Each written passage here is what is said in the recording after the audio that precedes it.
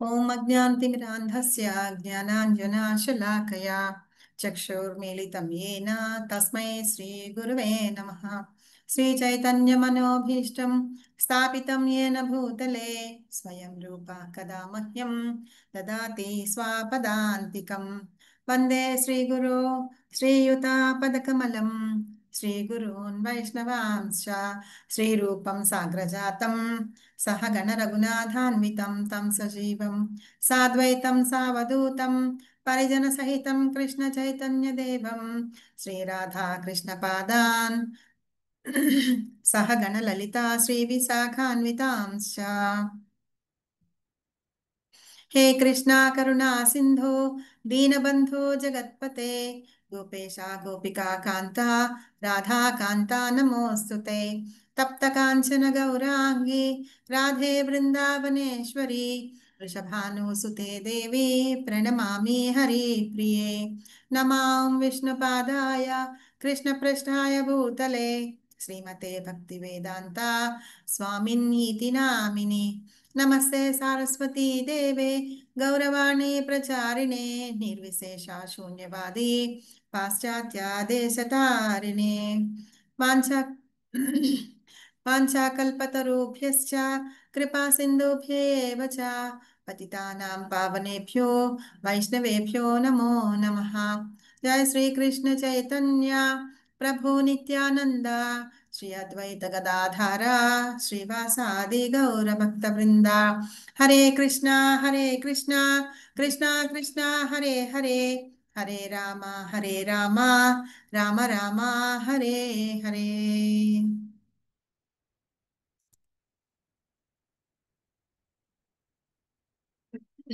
So మనము as usual మన క్లాస్ని శ్రీ కృష్ణ కృపామూర్తి శ్రీ ఏసి భక్తి వేదాంత స్వామి శ్రీల ప్రభుపాదులు గారికి అంకితం ఇస్తూ ఆయన బ్లెస్సింగ్స్ తీసుకుందాము. ఈయన అంతర్జాతీయ కృష్ణ చైతన్య సంఘ సంస్థాపకులు. అలాగే ఈయన అంటే ఇస్కాన్ ఫౌండర్ ఆచార్య ఏసి భక్తి వేదాంత స్వామి ప్రభుపాద్ అనమాట. సో తర్వాత మనం నిన్న ఏం చదువుకున్నామో ఒకసారి చెప్పుకుందాము. స్టే ఇన్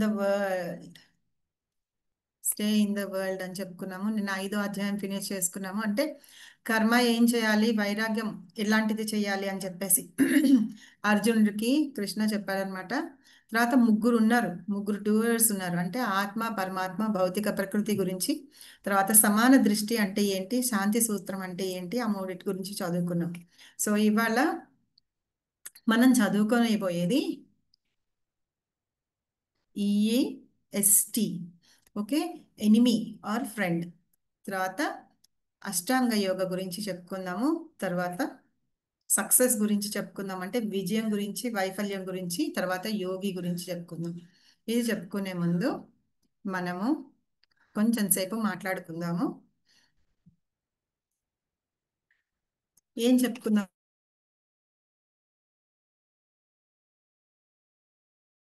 మాతాజీ మ్యూట్ లో మ్యూట్ అయిపోయారు మాతాజీ.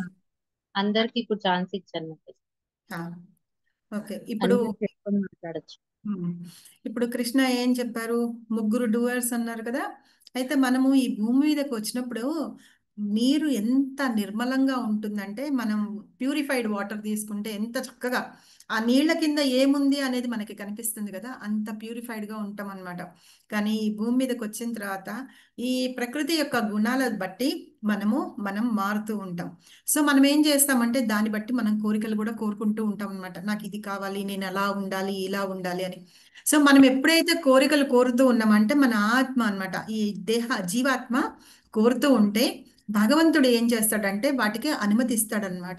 అనుమతించి అంటే పర్మిషన్ ఇస్తారు. తర్వాత భౌతిక ప్రకృతి ఏంటంటే మెటీరియల్ నేచర్ ఏం చేస్తుంది అంటే వాటిని అరేంజ్ చేస్తుంది, మనకి అయ్యేటట్టుగా చేస్తుంది. తర్వాత కృష్ణుడు ఏం చెప్తున్నాడంటే విముక్తి గురించి చెప్తున్నారు అనమాట. విముక్తి అంటే ఏంటి? మనము లిబరేషన్ అని చెప్పుకున్నాము. అయితే మెడిటేషన్ అది ఎలా సాధ్యం అవుతుంది అంటే మెడిటేషన్ ద్వారానే సాధ్యం అవుతుంది అని చెప్తున్నారు. అది చేయడం మూలంగా ఏంటంటే మనం అంతర్గతంగా శాంతిని పొందగలుగుతాము. అంటే పీస్, అదే కదా నిన్న చెప్పుకున్నాం, పీస్ ఫార్ములా గురించి చెప్పుకున్నాం. అంతర్గతంగా మనము శాంతి పొందుతాము అని. అయితే ఈ ధ్యానంలో మనం ఇంకా లోతుగా వెళ్ళాలంటే, అంటే మనం ఏం చెప్పాము, ధ్యానం చేయాలి, ఇది చెప్పాలి, దాని మూలంగా మనకి శాంతి లభిస్తుంది అని చెప్పుకున్నాం. దాన్ని ఇంకొంచెం ముందుకు వెళ్ళి మనం దాని గురించి ఆలోచిస్తే ఈ అధ్యాయంలో మనం దాని గురించి చెప్పుకుంటున్నాం అన్నమాట. కృష్ణ పరమాత్ముడు అర్జునుడికి అదే చెప్తున్నారు. ఇప్పుడు ఏం అడుగుతున్నారంటే కృష్ణుడు నువ్వు యోగి అవ్వు అని చెప్పి ఏం చెప్పారు? నువ్వేమో నిష్కామ కర్మ చెయ్యి, కర్మయోగం చెయ్యి, తర్వాత జ్ఞానం అంటే ఏంటి ప్రసాదించారు, ఆ జ్ఞానాన్ని ఎవరి ద్వారా పొందాలి, ఎలాంటి జ్ఞానం అయితే నీకు ఉపయోగపడుతుంది అనే విషయాలన్నీ చెప్పి ఇప్పుడు ఏం చెప్తున్నారంటే నువ్వు యోగి అవ్వు అని చెప్తున్నారు అనమాట. అప్పుడు అర్జునుడు ఆశ్చర్యపోతున్నాడు. ఏంటి ఒక వైపేమో ముందే ఏం చెప్పారు? యుద్ధం చేయొద్దు అని చెప్పారు అనుకున్నాడు. తర్వాత యుద్ధం చేయమని చెప్పారు. యుద్ధం చేయాలా వద్దా అని నిన్న క్వశ్చన్లో అడుగు తెలుసుకున్నాం మనం. ఇప్పుడు ఏం చెప్తున్నారు? యుద్ధం చేయమని చెప్తున్నావు.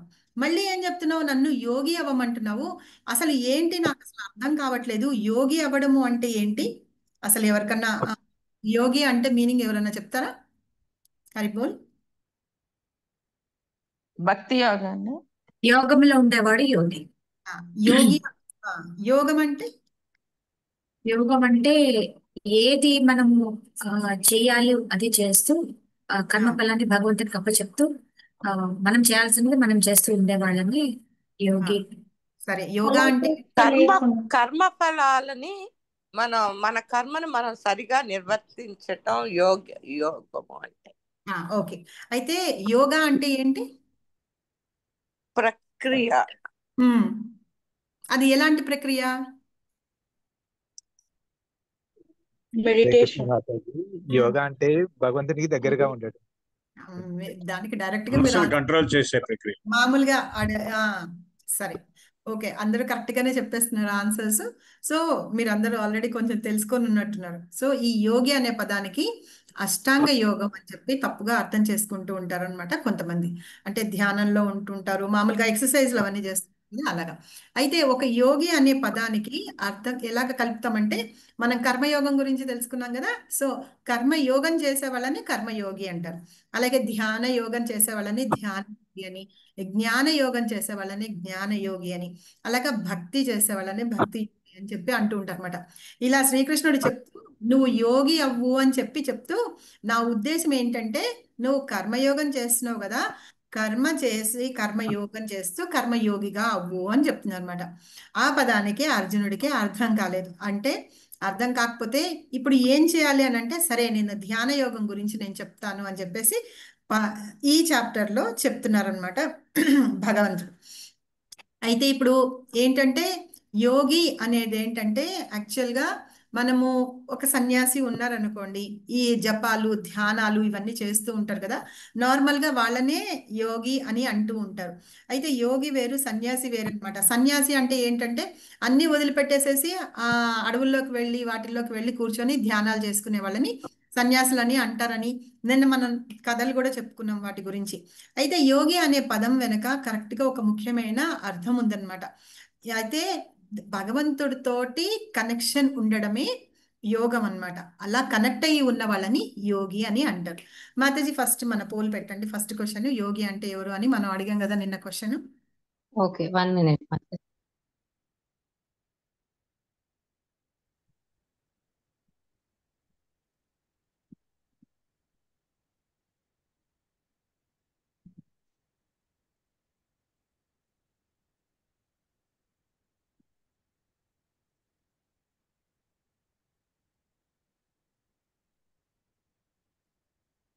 ఒకదానిలో కూర్చున్నాను. కర్మ త్యాగి.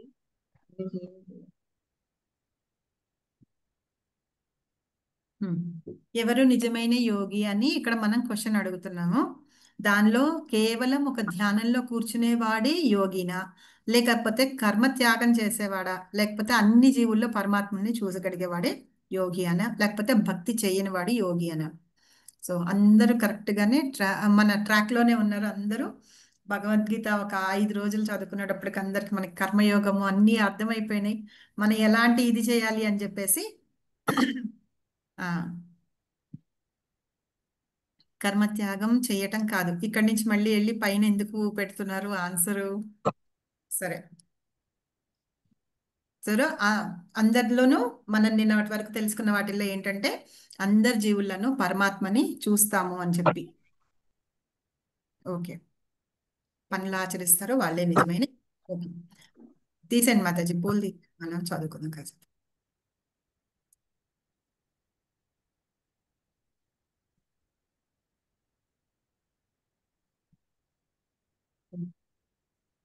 మనం ఇవాళ చదువుకోబోయే టాపిక్స్ ఇవన్నమాట.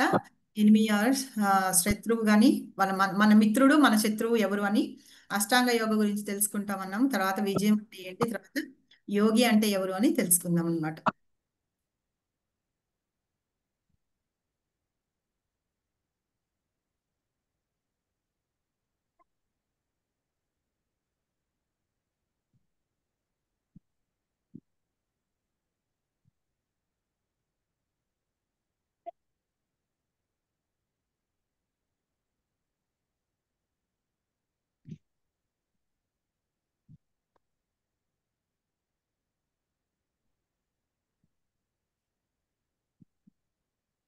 స్ట్రక్ అయిపోయింది.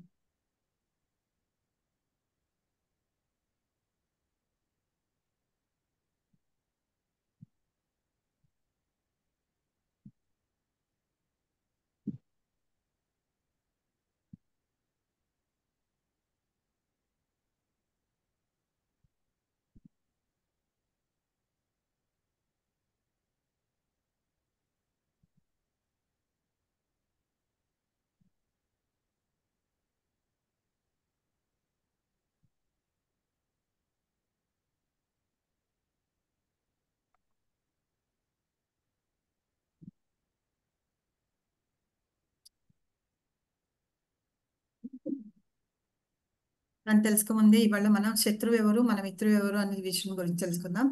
మనస్సు యొక్క గుణం గురించి ఇక్కడ చెప్తున్నారు అనమాట. అంటే మన మనలోనే శత్రువులు ఉన్నారు అని చెప్పి, మన మనస్సే మనకి శత్రువు మిత్రువు అని కూడా అన్నమాట. అయితే ఇది ఒక శ్లోకంతో చెప్తున్నారు భగవద్గీతలో 6.6.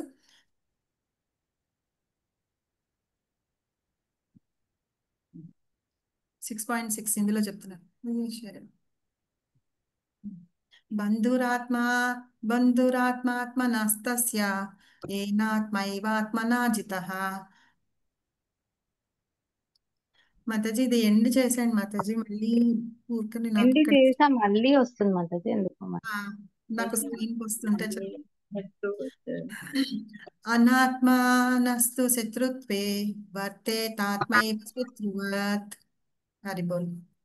బంధురాత్మాత్మనస్తస్య ఏనాత్మైవాత్మనా జితః అనాత్మనస్తు శత్రుత్వే వర్తేతాత్మైవ శత్రువత్.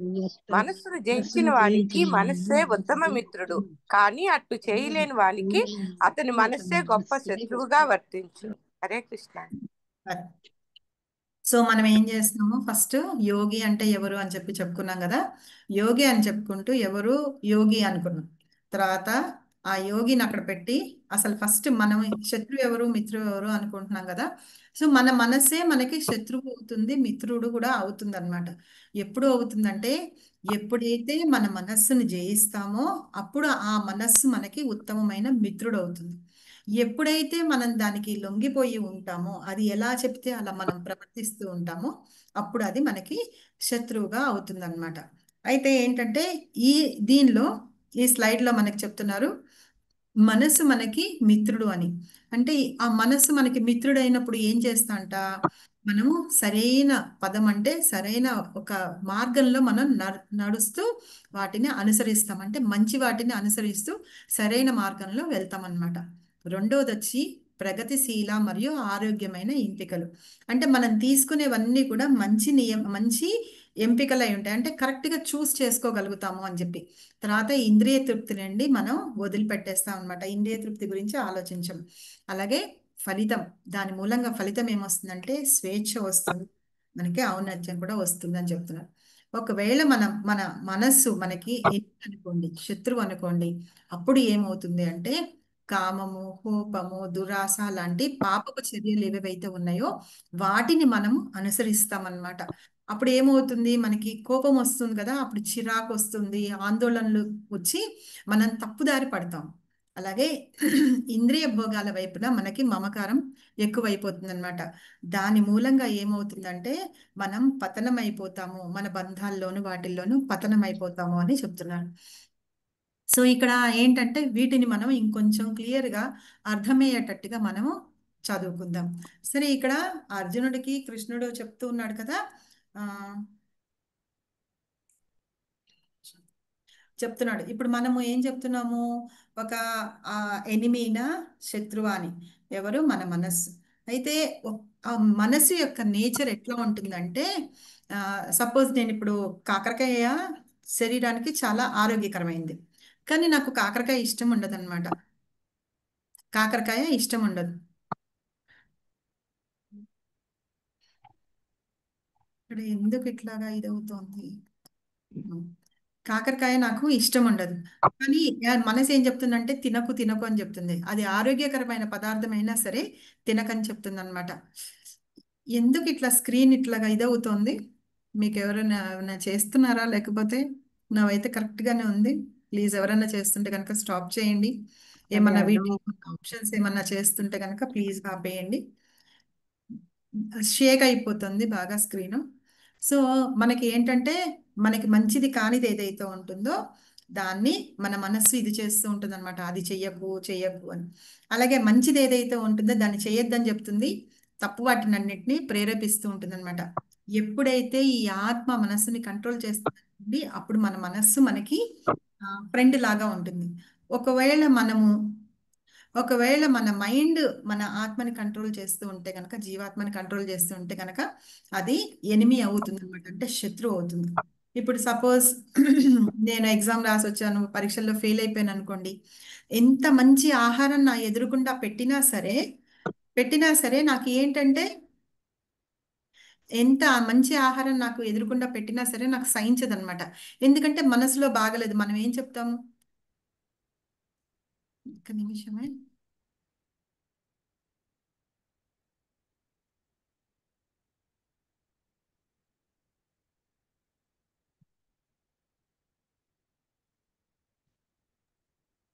ఎగ్జిట్ అయి లాగిన్ అవ్వండి మేడం, లేకపోతే ఒకసారి.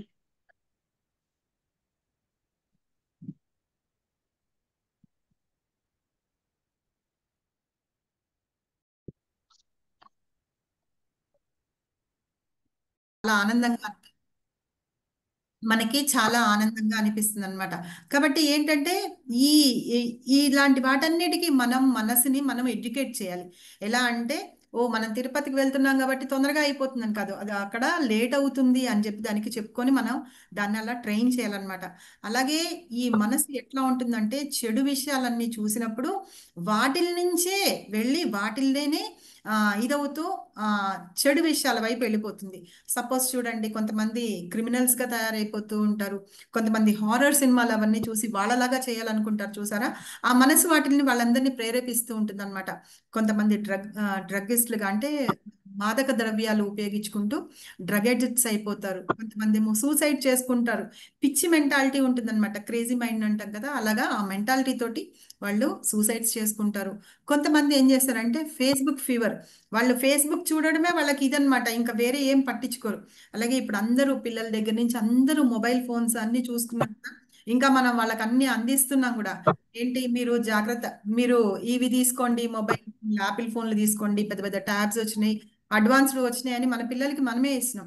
దానికి అడిక్ట్ అయిపోయి వాళ్ళు ఎలాంటి చర్యలు చేస్తున్నారు అనేది కూడా మనం వీడియోల్లో వాటిల్లో చూస్తూనే ఉన్నాం. అలాగే ఈ స్ట్రెస్ అనేది వాళ్ళు లోపడతారు కాబట్టి తప్పు పనులు చేయడానికి వాళ్ళు వెళ్తారనమాట.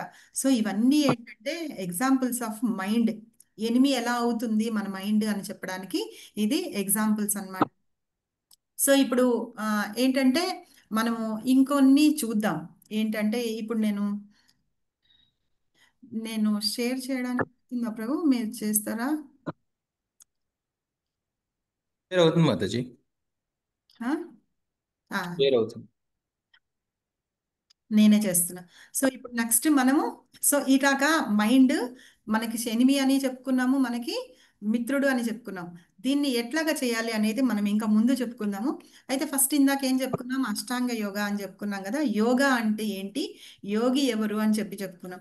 అయితే ఇందులో అష్టాంగ యోగా మన 7 టాపిక్ అష్టాంగ యోగా అంటే ఏంటి అనే దాని గురించి ఇవాళ మనం తెలుసుకుందాం. ఇక్కడ ఉన్నది ఎవరన్నా చదువుతారా ఒక్కొక్కటి? ఎవరన్నా కొంచెం. అది పారానార్మల్ అభివృద్ధ, అది శారీరక వ్యాయామమా, అది జిమ్నాస్టిక్సా, అది శరీర తపస్సా, యోగం అంటే ఏమిటి? అష్టాంగ యోగం అంటే ఏంటి? ఇలా ఇదిలాగా ఇది చేయడమా? పారానాత్మకంగా మనం అభివృద్ధి పొందడానికి మనం ఏమన్నా చేయడమా, లేకపోతే మనం శరీరం కోసం అని చెప్పి మనం చేసే వ్యాయామాలా, లేకపోతే కొన్ని జిమ్నాస్టిక్స్ అంటూ ఉంటారు కదా, అది అది చేయడమా, లేకపోతే మనము శరీరాన్ని అంటే ఈ శరీరాన్ని కొన్ని యోగాల ద్వారా మనం శరీరాన్ని కొన్ని కొన్ని భంగిమల్లాగా చేస్తూ ఉంటారు, దాన్ని అంటారా అని చెప్పి అష్టాంగ యోగా అంటారా అని. ఇక్కడ కొన్ని పిక్చర్స్ ఉన్నాయి. ఇవేంటంటే యోగా ఫర్ బ్లడ్ ప్రెషర్ అని, యోగా డెస్క్టాప్ యోగా అని, తర్వాత చైర్ యోగా అని, యోగా సీక్రెట్స్ అని, తర్వాత ఆఫీస్ యోగా అంటే ఆఫీస్లో చేసే వాళ్ళకి, పని చేసే వాళ్ళకి యోగా అని, అలాగే యోగా టెన్నిస్ అని, ఇక చాలా చాలా ఉన్నాయి. తర్వాత ఈ మధ్య కొత్తగా వస్తుంది యోగా ఫర్ ప్రెగ్నెన్సీ అని కూడా వస్తుంది. సో ఇట్లాగనమాట. ఇక్కడ యోగా ఫర్ కిటెన్ అని ఉంది, అంటే పిల్లలకు కూడా అట.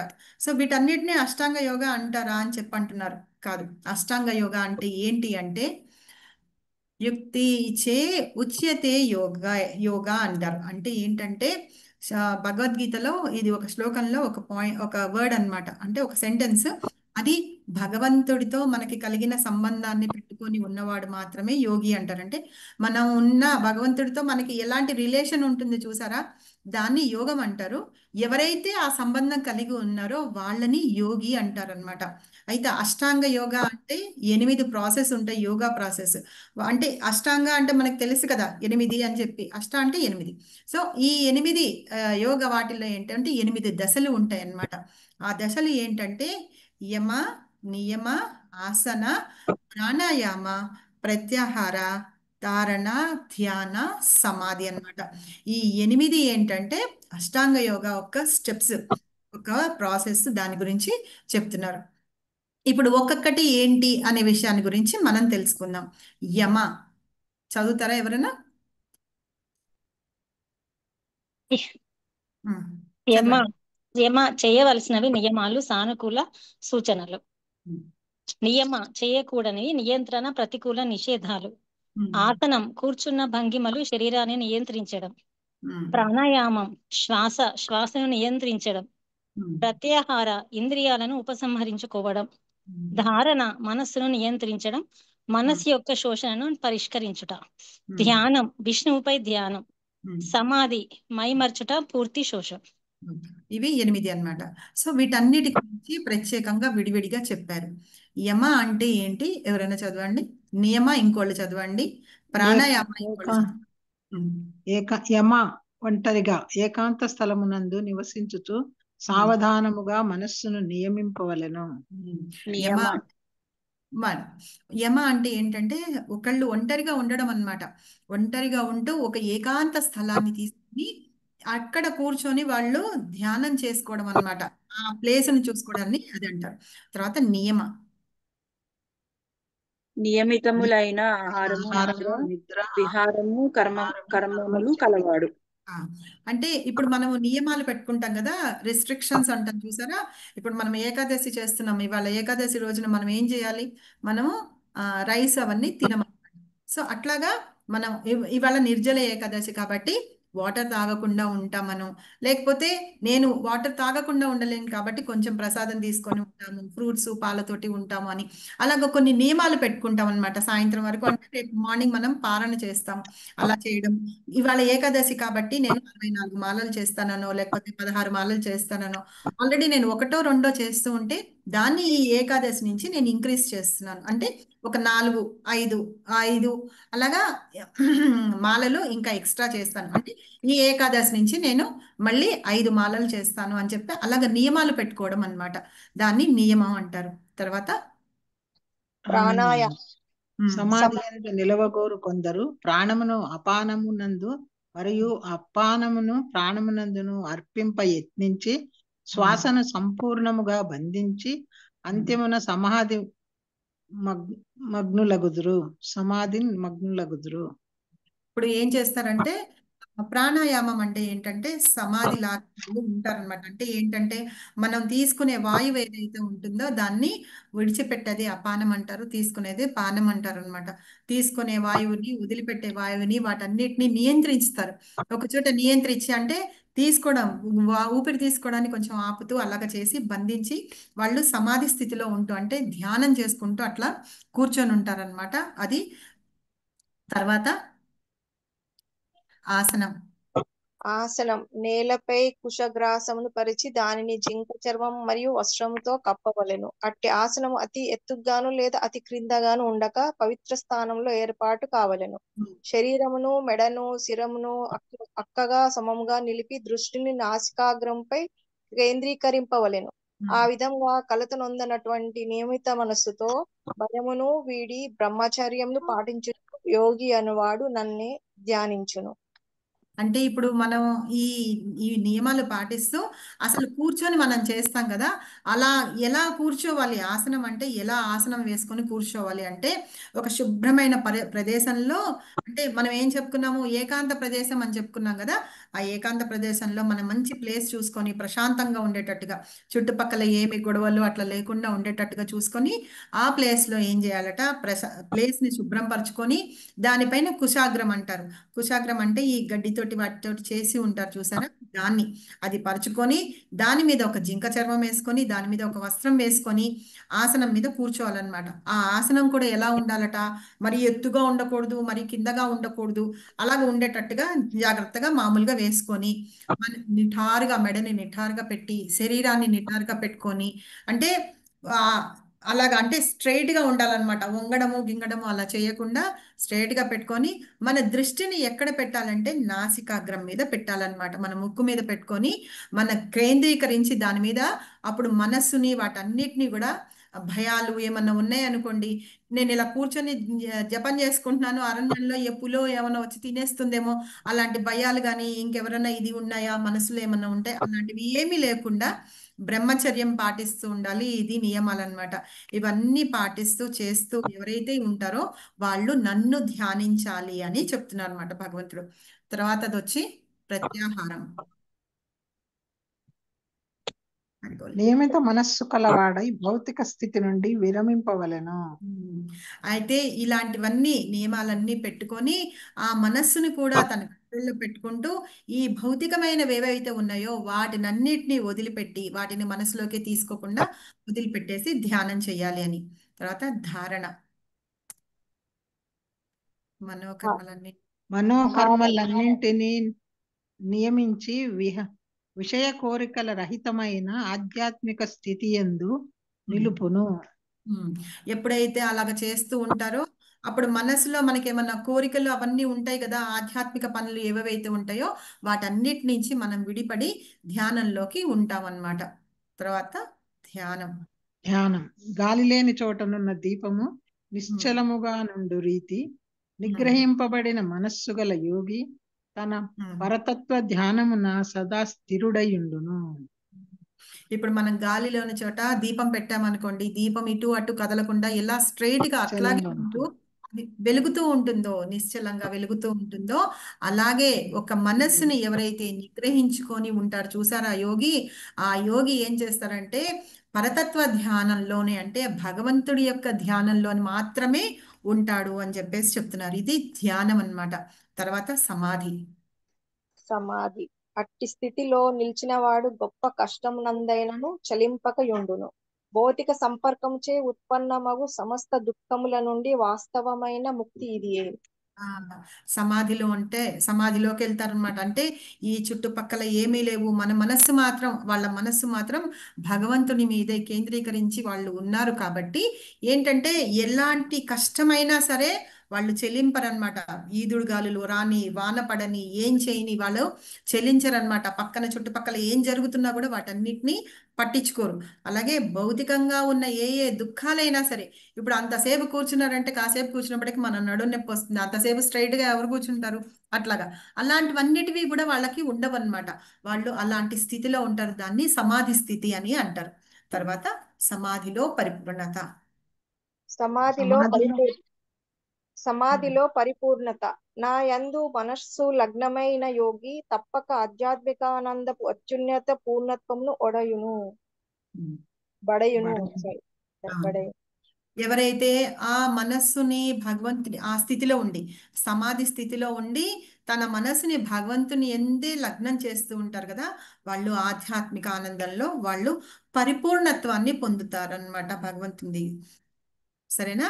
ఎవరైనా యోగా చేయగలరా? సరే, ఎవరెవరు చేస్తారు, ఎవరు చెయ్యలేరు చదవండి ఎవరైనా.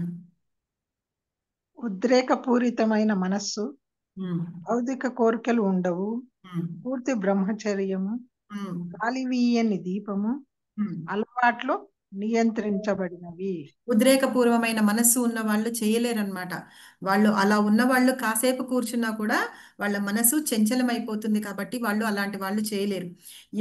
అలాంటి ఉన్న మనసు కూడా ఎప్పుడైతే ఇది చేస్తారో, యోగా అనేది సాధన చేస్తారో వాళ్ళ మనసు కంట్రోల్ అవుతుంది. అలాగే భౌతికమైన కోరికలు ఏమేమి ఉంటాయో అవన్నీ ఏమీ ఉండవు అనమాట. పైగా పూర్తిగా బ్రహ్మచర్యంతో ఉంటారు. అది గాలి వీయని దీపం అంటే ఇలా ఇలా ఇందాక చెప్పుకున్నట్టుగా నిశ్చలంగా కదలకుండా దీపం అలాగే ఉంటుంది. ఇవన్నీ ఏంటంటే నియంత్రించబడతాయి అన్నమాట. సో దీని గురించి మనం అష్టాంగ యోగ గురించి చెప్పుకుంటున్నాం కాబట్టి దీన్ని ఇంకొంచెం డీటెయిల్డ్గా చదువుకుందాము. కృష్ణ పరమాత్ముడు అర్జునుడికి ఇంకా ఏ రకంగా ఏం చెప్తున్నాడు అనే విషయాన్ని మనం చెప్పుకుందాం అన్నమాట. ఏంటంటే ఇక్కడ ఏం చెప్తారు, మనము ఇప్పుడు చూడండి, మనం ఇందాక చెప్పుకున్నాము కొన్ని యోగాలు ఇవి అవి అని చెప్తున్నా. అంటే ఎలాంటి యోగా అంటే యోగా ఫర్ స్ట్రెస్ అని, యోగా ఫర్ ప్రెగ్నెన్సీ అని ఇవన్నీ చెప్తున్నాం కదా. అలాగే మనం ఇవే కాకుండా ఇప్పుడు చూడండి, పొద్దున్నే నిద్రలేస్తే యోగా క్లాసెస్కి వెళ్తున్నాము, యోగా క్లాసెస్కి వెళ్తున్నాము అంటాం.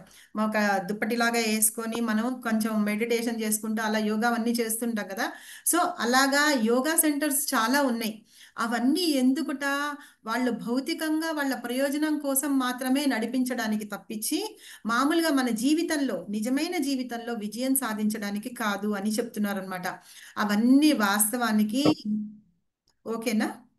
అవన్నీ వాస్తవానికి వాళ్ళ దాని తప్పించి మనుషుల్ని మనం ఏ రకంగా, మీరు ఒక నెల రోజులు 2 నెలలు వెళ్ళిరండి, వెళ్ళి వచ్చిన తర్వాత మీలో ఏమన్నా మార్పు జరిగిందా, ఏమన్నా వచ్చిందా అంటే మన మైండ్లో యోగా చేసేది ఏంటంటే మన మనస్సుని కేంద్రీకరించడం అన్నమాట.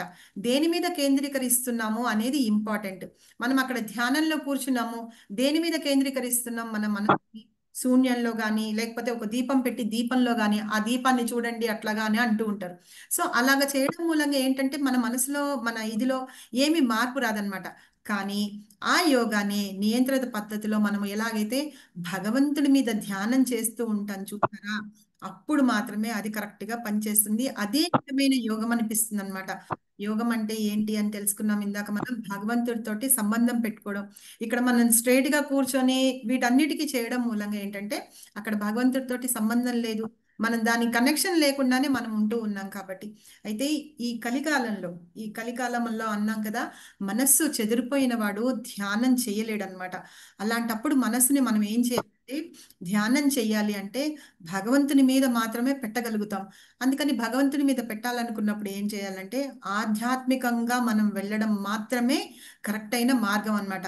అదే ఉత్తమ మార్గం అని భగవంతుడు ఏం చెప్తున్నాడంటే ఈ ఇది ఒక ఇదే చెప్తారు, అంటే భగవంతుడి నామాన్ని జపించడం అని. ఇది హరేర్నామ హరేర్నామ హరేర్నామైవ కేవలం కలో నాస్త్యేవ తది అన్యథా అని చెప్తున్నారు.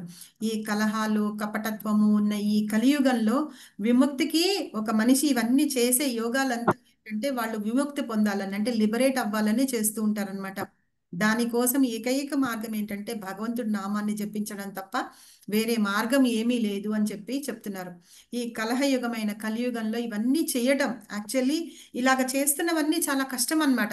ఇందాక మనం చెప్పుకున్న ఆ యోగా చేయడం, అష్టాంగ యోగా అని చెప్పని చూసారా, ఒక నిర్జనమైన ప్రదేశంకి దొరకడమే మనకి కష్టం కలియుగంలో. అదే మన ఇంట్లో ఒక 10 నిమిషాలు మనం ప్రశాంతంగా కూర్చుందామా అంటే ఎవరో ఒకళ్ళు వచ్చి మనల్ని డిస్టర్బ్ చేస్తూనే ఉంటారనమాట. కాబట్టి మనము ఇలాంటివన్నీ చెయ్యాలి అంటే ఏం చేయాలి అని అంటే మన మనస్సుని కంట్రోల్ చేసుకోవాలి. మన మనసుని కంట్రోల్ చేసుకోవాలంటే మన ధ్యానాన్ని భగవంతుడి మీద పెడుతూ ఆయన యొక్క నామం ఏదైతే ఉందో ఆ నామాన్ని చదువుకోవడమే, తెలుసుకోవడమే అన్నమాట. ఓకే ప్రభు, మీరు పెట్టిన ఈ క్వశ్చన్ మరి నాకు తెలియలేదు, కరెక్ట్గా నాకు చదవడానికి రాలా. నేను చెప్తాను. ఆ, మనం క్లాస్ అయిపోయిన తర్వాత మనం ఒకసారి చదువుకుందాం, ఏమున్నాయి మాతాజీ చదువుతారు మన కోసం. సో ఇప్పుడు నెక్స్ట్ నేను మొన్న ఒకసారి మీకు 3rd చాప్టర్ చెప్పేటప్పుడు నేను చెప్పాను మీకు, ఈ గుర్రాలు ఇవి ఉన్నది కదా, ఇది నేను మీకు తర్వాత నెక్స్ట్ ఒక 6వ చాప్టర్లో చెప్పుకునేటప్పుడు చెప్తాను అని చెప్పాను. సో ఇప్పుడు దాని గురించి చెప్పుకుందాం. వచ్చింది కదా.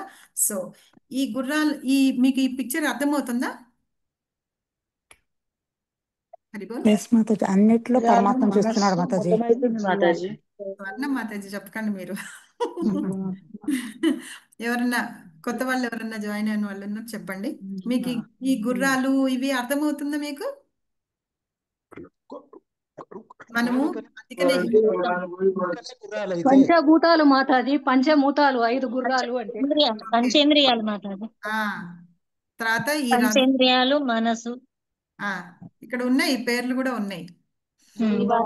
జీవాత్మ, బుద్ధి, మనసు, పంచేంద్రియాలు, మనస్సు. సరేనా? అయితే ఇవి ఇంద్రియాలు అనుకున్నాం కదా. మనకి ఎన్ని ఇంద్రియాలు ఉన్నాయి తెలుసు కదా, పంచేంద్రియాలు ఉన్నాయి. తెలియని వాళ్ళు అవి ఏంటి అవేవి ముందు చాప్టర్స్ లో నేను అవన్నీ కూడా ఎక్స్ప్లెయిన్ చేస్తాను. పంచేంద్రియాలు అన్నాం కదా. ఈ రథం ఉంది చూసారా, ఈ రథం ఏంటి? శరీరం, మానవ శరీరం. సూపర్. మన భౌతిక శరీరం ఏదైతే ఉందో ఆ శరీరం. ఇక్కడ ఉన్నాడు కదా, భయపడుతూ ఉన్నాడు, జీవాత్మ, మనలో ఉన్న ఆత్మ అన్నమాట. అంటే మీ భౌతిక శరీరంలో జీవాత్మ లేకపోతే మనం లేము. కరెక్టేనా? తర్వాత ఇక్కడ ఎవరు పట్టుకున్నారు? బుద్ధి పట్టుకుంది. వేటిని పట్టుకుంది? మనస్సుని, ఇంద్రియాలని. మనస్సుని. ఇంద్రియాలని. గుర్రాన్ని కంట్రోల్ చేయాలంటే ఏం చేయాలి? వాటి కళ్ళెం పట్టుకోవాలి. తాళ్ళు ఉంటాయి కదా, ఆ తాళ్ళని పట్టుకొని కంట్రోల్ చేయాలి. ఇప్పుడు మనం ఏం చెప్పుకున్నాం ఇందాక, మనస్సుని కంట్రోల్ చేయాలి అంటే మనం ఏం చెప్పాము? అది మన కంట్రోల్లో లేదనిపోతే కనుక శత్రువు అయిపోతుంది, అది మన కంట్రోల్లో ఉంటే కనుక మిత్రు అవుతుంది అనమాట. ఇప్పుడు దాన్ని కంట్రోల్ చేసేది ఎవరు అంటే, ఎప్పుడైతే మనసు దాన్ని వదిలిపెట్టేస్తామో, ఆ తాళ్ళు పట్టుకొని ఉన్నది కదా బుద్ధి, వాటిని లూజ్ చేసి వదిలిపెట్టింది అనుకోండి, ఆ ఇంద్రియాలు వాటి ఇష్టం వచ్చినట్టుగా పనిచేస్తూ ఉంటాయి అన్నమాట. నాకు ఇది కావాలి, అది కావాలి, అది కావాలి. ఏమన్నా అడుగుతున్నారు ఎవరన్నా? సో ఇంద్రియాలు ఏంటంటే, నాకు అది కావాలి, ఇది కావాలి, అది కావాలని కోరికలు అన్నమాట. కోరికలు వచ్చేస్తూ ఉంటాయి, విపరీతమైన కోరికలు. సో ఆ కోరికల్ని కంట్రోల్ చేయడం అనేది చాలా కష్టం అవుతుంది. కాబట్టి బుద్ధి ఏం చేస్తుందంటే, ఆ గుర్రాలకు ఉన్న తాళ్ళని అంటే మనసుని తన ఆధీనంలో పెట్టుకొని వాటిని కంట్రోల్ చేస్తూ ఉంటుంది అనమాట. అలా కంట్రోల్ చేసినప్పుడు ఈ మనసు ఏం చేస్తుందంటే, మనము ఎటువైపుకి తీసుకెళ్లాలనుకుంటున్నామో, అంటే బుద్ధి మనస్సుని, ఆ ఇంద్రియాలని ఎటువైపుకి తీసుకెళ్లాలనుకుంటున్నామో ఆ ఇంద్రియాలు వెళ్తున్నప్పుడు ఆ మనస్సు కూడా కంట్రోల్గా ఉండి జాగ్రత్తగా కరెక్ట్ వైపుకి వెళ్తుంది అనమాట. ఇప్పుడు అర్థమైందా ఈ పిక్చర్ యొక్క మీనింగ్? ఇంకేమైనా డౌట్ ఉందా? ఏం లేదు మాతాజీ, అందుకే చిన్నప్పుడు పెద్దవాళ్ళు అనేవారు కదా, కాస్త నీ మనసులో కళ్ళెం వేస్తూ ఉండు అని అంటూ ఉండేవారు. అదే ఇవే కదా కళ్ళాలంటే. అదే ఇదే కళ్ళాలు. అది కళ్ళాలు ఏంటంటే ఇంద్రియాలు అన్నమాట. ఇంద్రియాలు, అది నీ మనసుకు కళ్ళెం వేయి కొంచెం అనేవారు. అది కళ్ళతోటి చూస్తామనుకోండి, నాకు కావాలి కావాలి కావాలి. ఇప్పుడు నాకు పెద్ద కారు ఉంది, అయినా సరే పక్క వాళ్ళ దగ్గర ఇంకో కారు ఉంటే నాకు ఆ కారు కావాలి. ఓకేనా? ఇప్పుడు నా దగ్గర ఒక మంచి చీర ఉంది, అయినా సరే ఇంకొకళ్ళ చీర కూడా చూడంగానే నాకు కావాలి. ఆ ఆశలకి వాటికి అంతు ఉండదన్నమాట. ఇవాళ మనం ఇవి తీసుకొచ్చి ఇస్తామనుకోండి, రేపు దాని మీద ఇంకా కోరికలు పెరుగుతూ ఉంటాయి. కాబట్టి ఈ బుద్ధి అనేది ఏం చేస్తుందంటే, మనసుకి కంట్రోల్ చేసి వాటిని, ఈ ఇంద్రియాలని, మనస్సు ఇంద్రియాలని కంట్రోల్ చేస్తూ వస్తుంది అనమాట. ఆ మనసుని కంట్రోల్ చేసేది బుద్ధి అన్నమాట. ఎప్పుడైతే మనం ఇట్లాగా వాటిని విచ్చలవిడిగా అంటున్నాం చూసారా, కొంచెం ఆ కళ్ళాలు లూజ్ అయిపోతే వాటి ఇష్టం వచ్చినట్టు వాటి వెళ్ళిపోతూ ఉంటాయి, బుద్ధి మాట వినవు. అప్పుడు జీవాత్మ బాధపడిపోతూ ఉంటాడనమాట. అప్పుడు ఎనిమి అవుతూ ఉంటుందని ఇప్పుడు మనం చెప్పుకోవడానికి నేను ఈ పిక్చర్ ఆ రోజు పెట్టిన దాన్ని యాక్చువల్గా ఇందులోనే అనమాట. మనసుని ఇలా మనం కంట్రోల్ చేసుకోవాలి అని తెలుసుకుంటున్నాం. ఓకేనా? అర్థమైందా? ఇప్పుడు జీవాత్మ అంటే మనం బాధపడుతున్నాం జీవాత్మ. మనస్సు ఇష్టం వచ్చినట్టు వెళ్ళిపోతే జీవాత్మ బాధపడుతుంది కదా మాతాజీ, అది మనకి శత్రువు అయిపోతుంది. సరేనా? అంటే దానివల్ల మనం భౌతికంగా ఇప్పుడు ఏ అనుభవం పొందుతామంటారు? నాకు అర్థం కాదు. ఇప్పుడు మనస్సు దాని ఇష్టం వచ్చినట్టు వెళ్తుంటే, అందుకని ఒకవేళ తప్పు మార్గంలోకి వెళ్తుంది అనుకోండి, అప్పుడు అది మనకి శత్రువు అవుతుంది. ఇందాక కొన్ని ఎగ్జాంపుల్స్ చెప్పుకున్నాం కదా, టీవీలు బాగా చూసుకుంటూ మొబైల్ ఫోన్స్ అవన్నీ చేసి వాటి ద్వారా ఆ మనసు ఏంటంటే ఆ ఇంద్రియాలని పట్టుకొని అట్లా వెళ్ళిపోవాలంటే మనసు వాటికి హెల్ప్ చేస్తూ ఉంటుంది అన్నమాట. సరేనా? ఈ బుద్ధి మాట వినవు అవి. అప్పుడు ఏంటంటే అది శత్రువు అవ్వడం ఏంటంటే మనం చేయకూడని పనులన్నీ చేస్తూ ఉంటాం అన్నమాట. సరేనా? ఫలితము జీవాత్మ మీద పడుతుందంటే మనము భౌతికంగా మనం ఏదైనా చెడు ఆలోచనలు చేయడం గాని, లేకపోతే ఎవరితో పోట్లాడడం, కోపడడం ఇలాంటివి కలుగుతూ ఉంటాయంటారా? అవును. ఇప్పుడు చూడండి, కొంతమంది హారర్ సినిమాలు బాగా చూస్తూ ఉంటారు. హారర్ సినిమాలు చూస్తారు, వాళ్ళల్లో కొంతసేపు అయ్యేటప్పటికి ఏమైపోతుందంటే ఆ విలన్ లాగా మనం చేయాలి. సరేనా? వాడు వాళ్ళ అమ్మని తిట్టాడా, వాళ్ళ అమ్మని కొట్టాడా, వాళ్ళ అన్నయ్యని కొట్టాడా, ఇంకేదో కత్తితో అందరిని బెదిరించాడా అంటే వాళ్ళు అలాగే చేస్తుంటారు. చూడండి మీరు కొంతమందిని. మెంటల్ బ్యాలెన్స్ కోల్పోతారు. ఏంటంటే మీకు గుర్తుందా, ఒక గేమ్ ఏదో వచ్చింది, అప్పుడు తర్వాత దాన్ని బ్యాన్ చేసేసారు. పిల్లలు ఆ ఆట ఆడుకుంటూ ఆడుకుంటూ ఏంటంటే అది ఇన్స్ట్రక్షన్స్ చెప్తూ ఉంటుంది అనమాట. నువ్వు ఇలా చెయ్యి, ఈ లెవెల్కి వెళ్ళావు, ఈ లెవెల్కి వెళ్ళావు, అంతా అయ్యాక అక్కడ దూకే అంటుంది. వాళ్ళ మనసులో ఎంత బాగా కూరుకుపోయిందంటే అది ఏది చెప్తే అది చేసేయాలన్నమాట. అలా చేసి కొంతమంది పిల్లలు కూడా ప్రాణాలు కూడా తీసుకుని కూడా ఉంటే ఆ గేమ్ ని బ్యాన్ చేశారు కదా. సో కాబట్టి ఏంటంటే మన మనసు అట్లాగా వెళ్ళిపోతూ ఉంటుంది కాబట్టి దాన్ని ఇది చేయాలి.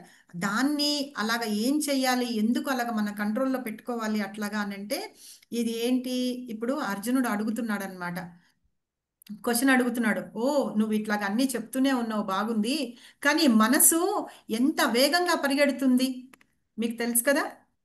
సో మనసు ఎంత వేగంగా పరిగెడుతుంది తెలుసు కదా, తెలుసా ఎవరికన్నా? అన్నిటికన్నా ముందుగా చాలా వేగంగా, గాలి కంటే వేగంగా పరిగెడుతుంది. గాలి కంటే వేగంగా పరిగెడుతుంది. ఇప్పుడు నాకు కష్టంగా ఉంది కొంచెం. గాలి కంటే వేగంగా పరిగెడుతుంది. అందుకని ఏం చెప్తున్నాడంటే ఇక్కడ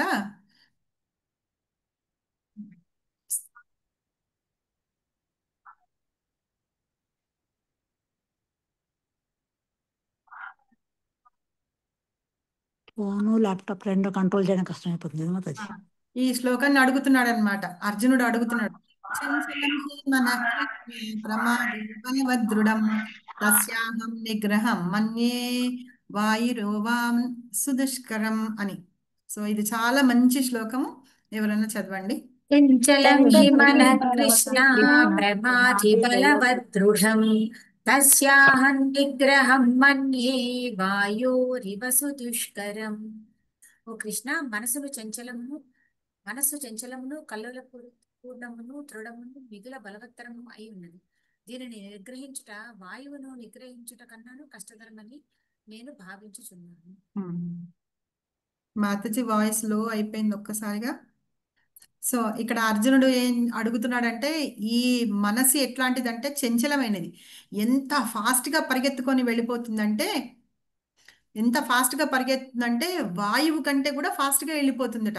కాబట్టి అంత ఫాస్ట్గా వెళ్ళిపోతున్న దాన్ని నేను ఎలా పట్టుకొని తీసుకొని రావాలి, ఎలా దాన్ని కంట్రోల్ చేయాలి అని చెప్పి అడుగుతున్నాడు అనమాట అర్జునుడు. అప్పుడు భగవంతుడు ఏం చెప్తున్నాడు వినండి. అసంశయం మహాబాహో మనోధిర్నిగ్రహం చలం అభ్యాసేన తు కౌంతేయ వైరాగ్యేనే చ గృహ్యతే. హరిబోల్. అసంశయం మహాబాహో శ్రీ భగవాను వాచ అనండి మాతాజీ. హరిబోల్. శ్రీ భగవాను వాచ అనండి. శ్రీ భగవానువాచ అసంశయం మహాబాహో మనో దుర్నిగ్రహం చలం అభ్యాసేన తు కౌంతేయ వైరాగ్యేన చ గృహ్యతే. శ్రీ భగవానుడు పలికెను, ఓ గోప భుజములు కలిగిన కుంతిపుత్ర, చంచలమైన మనస్సును నిగ్రహించుట నిస్సందేహంగా మిగుల కష్టతరమైనను దానిని తగిన అభ్యాసము మరియు వైరాగ్యములచే సాధింపవచ్చును. ఏం చెప్తున్నారంటే అలాగా మనస్సు అలాగా చంచలం అయిపోయింది కదా, అది వాయువు కంటే కూడా చాలా చాలా ఫాస్ట్ గా ప్రయాణం చేస్తుంది. అలాంటి మనస్సుని మనం ఎలా కంట్రోల్ చేయొచ్చో విను కుంతిపుత్ర అని చెప్పి చెప్తున్నాడు. నిస్సంశయంగా అది కష్టతరమైనదే, కానీ నువ్వు అభ్యాసం చెయ్యి. అభ్యాసం చేసి వైరాగ్యము చేస్తావు చూసావా, అప్పుడు నీకు వైరాగ్యం పొందుతారు కదా, అప్పుడు పొందినప్పుడు దాన్ని సాధించవచ్చు అని చెప్తున్నారు అనమాట.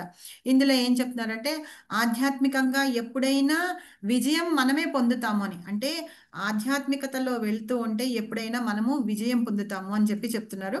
అలాగే భౌతికంగా వెళ్తే దాని మీద విజయం అనేది మనకి డౌట్ఫుల్ గానే ఉంటుంది అని చెప్పి. తర్వాత విజయవంతం కానీ యోగుల పరిస్థితి ఏంటి, ఇది దీన్ని చెప్పుకునే ముందు మనం ఇంకొంచెం దీని గురించి చెప్పుకున్నాం, చంచలం హి మనః కృష్ణ అని.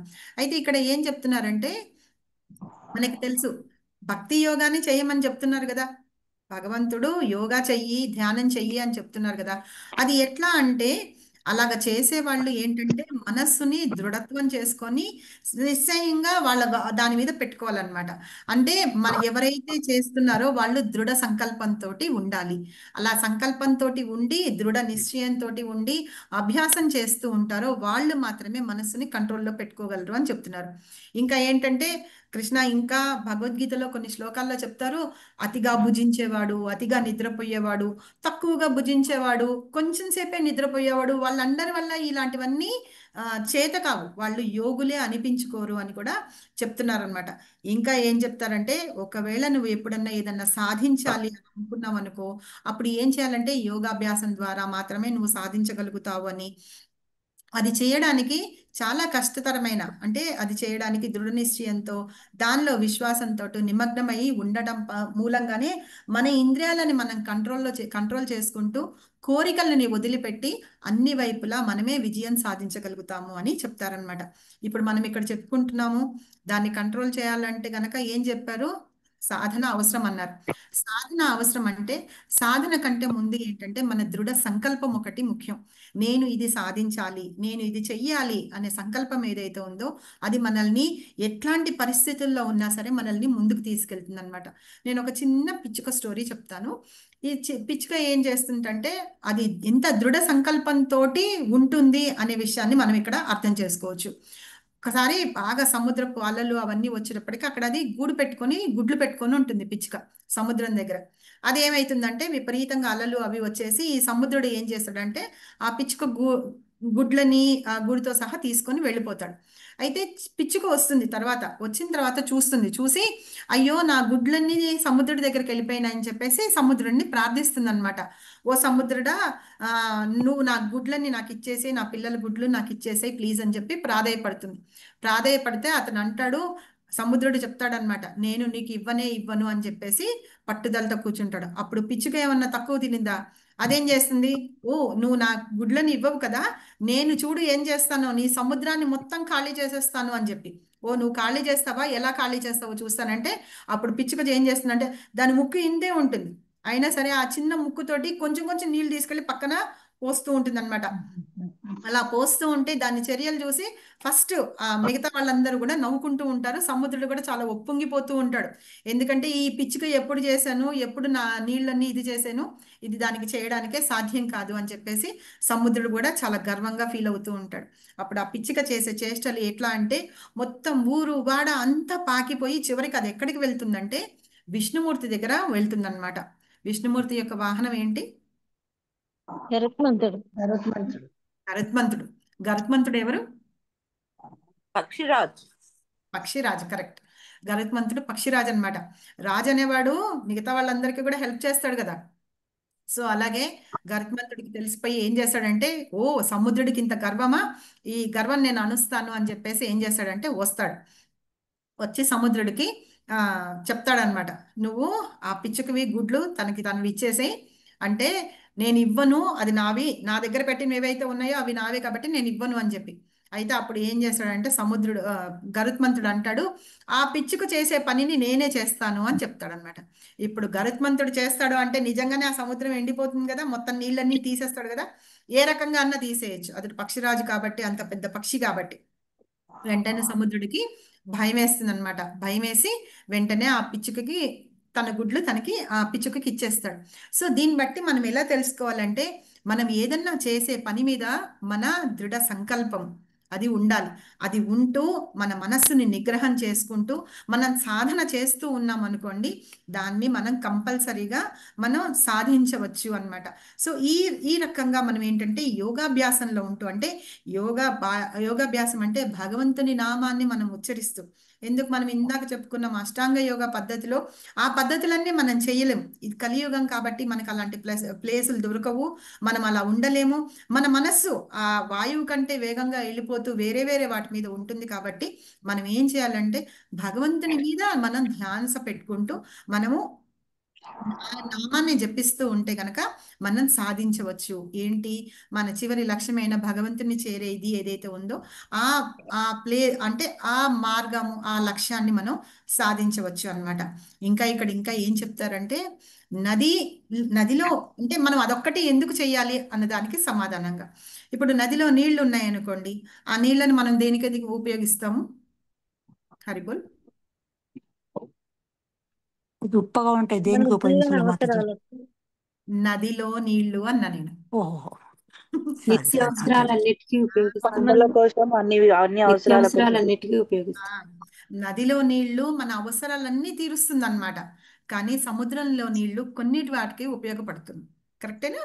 సో నదిలో నీళ్లు మనకు అన్ని అవసరాలు ఎలా తీరుస్తుందో, అలాగే భక్తి యోగంలో మనం చేసే పని ఏదైతే ఉందో అది అన్నిటికీ ఉపయోగపడుతుంది అన్నమాట. ఇప్పుడు చూడండి, మనం డైరెక్ట్గా ఇన్ని యోగాలు ఉన్నాయి, ఆ యోగాలన్నిటికీ కాకుండా మనం డైరెక్ట్గా కర్మయోగ చేస్తున్నాం, లేకపోతే భక్తి యోగా చేస్తున్నాం. భక్తి యోగా చేస్తుంటే మనకి కావాల్సినవన్నీ భగవంతుడు స్వయంగా ప్రసాదిస్తాడు అనమాట. అలా ఇప్పుడు స్టెప్స్ ఉన్నాయి, లిఫ్ట్ ఉంది, ఆ లిఫ్ట్ లోనే వెళ్తారా మీరు స్టెప్స్తో ఎక్కుతారా? లిఫ్ట్ యూజ్ చేస్తాం ఫస్ట్. ఎందుకు? ఈజీగా వెళ్ళిపోవచ్చు కదా ఈజీగా మాతాజీ. వెళ్ళిపోవచ్చు కదా. భక్తి యోగా కూడా అదే అన్నమాట. సో కర్మయోగం చేస్తూ మీరు డైరెక్ట్గా నేను చూపించాను కదా ఎంత ఈజీగా ఉన్నాయి, దీని ద్వారా నా దగ్గరికి వచ్చేయండి అని చెప్తున్నాడు భగవంతుడు. కాబట్టి మనం ఏంటంటే భక్తి యోగ ద్వారా ఆ లిఫ్ట్ అనేది ఏదైతే ఉందో దాని ద్వారా మనం భగవంతుని ధామానికి వెళ్ళిపోవచ్చు అన్నమాట. ఇంకా ఇక్కడ అర్జునుడికి కృష్ణుడు ఏం చెప్తున్నాడంటే, ఓ అంటే మహాబాహువులు గల కుంతిపుత్ర అంటారనమాట. ఆ మనసును అరికట్టడం ఎవ్వరి ద్వారా సాధ్యం కాదు, కానీ అభ్యాసం ద్వారా, అంటే కృష్ణ చైతన్యంలో చేసే మన సాధన ద్వారా మనకి అంటే 9 రకాల నవవిధ భక్తి అని ఉన్నాయి. అవునా? తెలుసు కదా మనకందరికి. శ్రవణం, కీర్తనం, విష్ణు స్మరణం, చెప్పండి. స్మరణం, కీర్తనం, విష్ణు దాస్యము, సాఖ్యం దాస్యం ఆత్మ నివేదనం, సంఖ్య శ్రవణం, ఆత్మ నివేదనం, శ్రవణం, కీర్తనం, విష్ణు స్మరణం, లైన్ గా అన్నమాట అట్లా వస్తాయి. వాటన్నిటిలో ఫస్ట్ ఏం వచ్చింది? మనం శ్రవణం శ్రవణం వచ్చింది. సో శ్రవణం ఎవరి గురించి మనం వినాలి? శ్రవణం అంటే భగవంతుని యొక్క లీలల గురించి, ఆయన నామాల గురించి, ఆయన కథల గురించి, లీలల గురించి, గుణాల గురించి మనం వింటూ ఉంటాం అనుకోండి.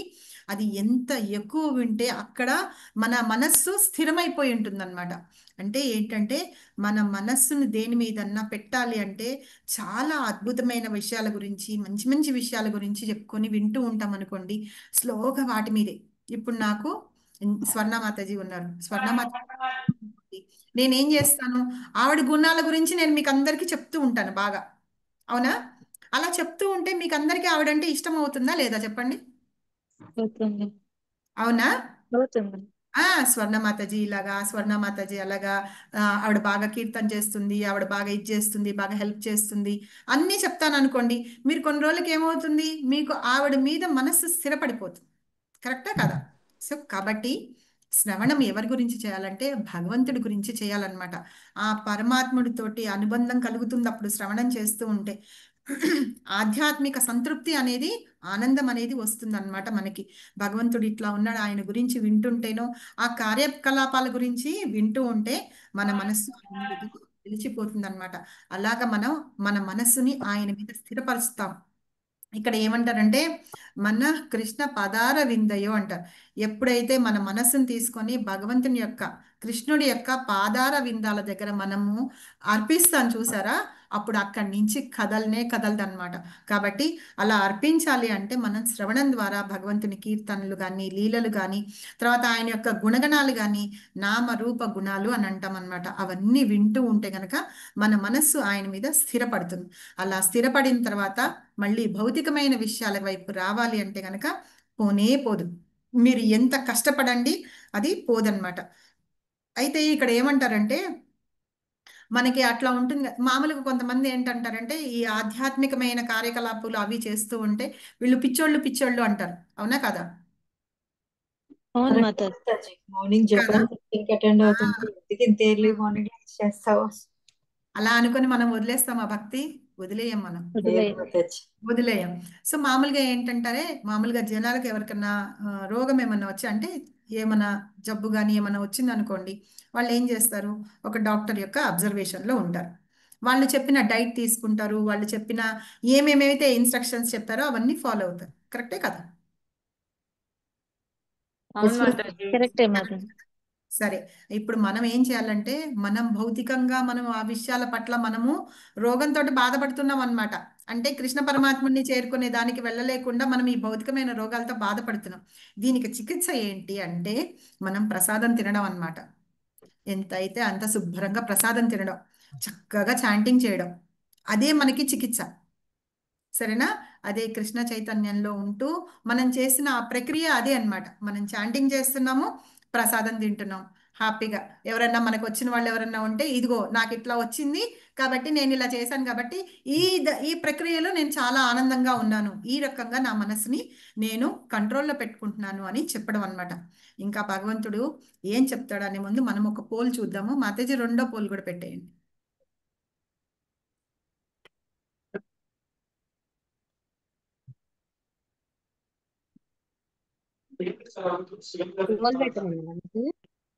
పోల్ 2 పెట్టండి, రెండో క్వశ్చన్.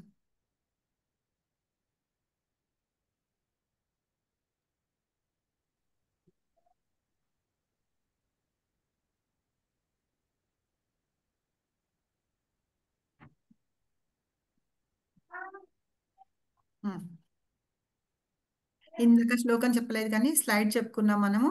ఎవరు విఫలమవుతారు ఇప్పుడు ఈ యోగా ద్వారా, ఎవరైతే వాళ్ళు పాటిస్తూ వెళ్తూ ఉంటారో ఎలాంటి వాళ్ళు విఫలమవుతారు అని. అయ్య బాబాయ్, ఆత్మహత్య చేసుకుంటారా? అలాంటి వాళ్ళ పరిస్థితి ఏంటి?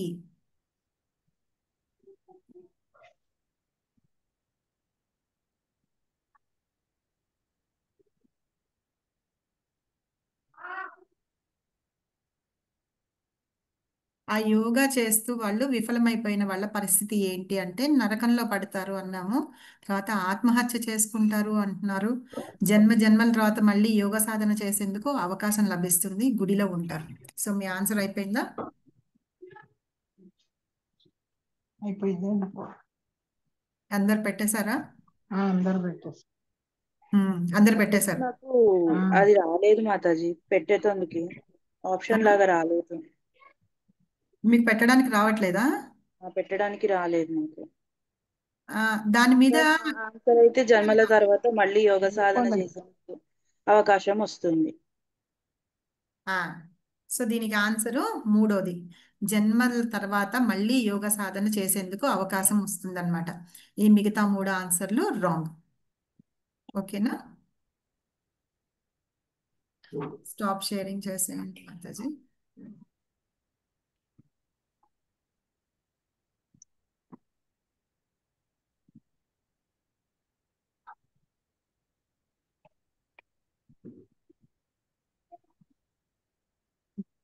సో ఇది మనం చెప్పుకునే ముందు ఇక్కడికి వస్తాం, మళ్ళీ షేర్ చేసుకొని మనం ఇక్కడ చూద్దాం ఏం చెప్పుకున్నాం మనం.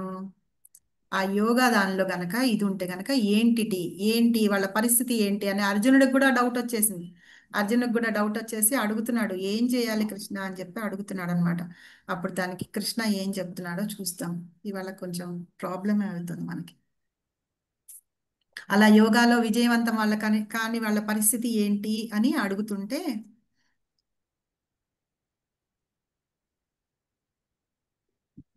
కృష్ణ చెప్తున్నాడు అనమాట. శ్లోకం చెప్తున్నాడు.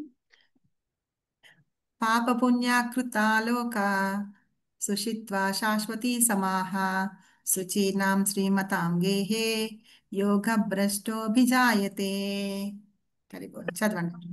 ప్రాప్య పుణ్యకృతాం లోకాన్ సుషిత్వా శాశ్వతీ సమాః శుచీనాం శ్రీమతాం గేహే యోగ భ్రష్టోభిజాయతే.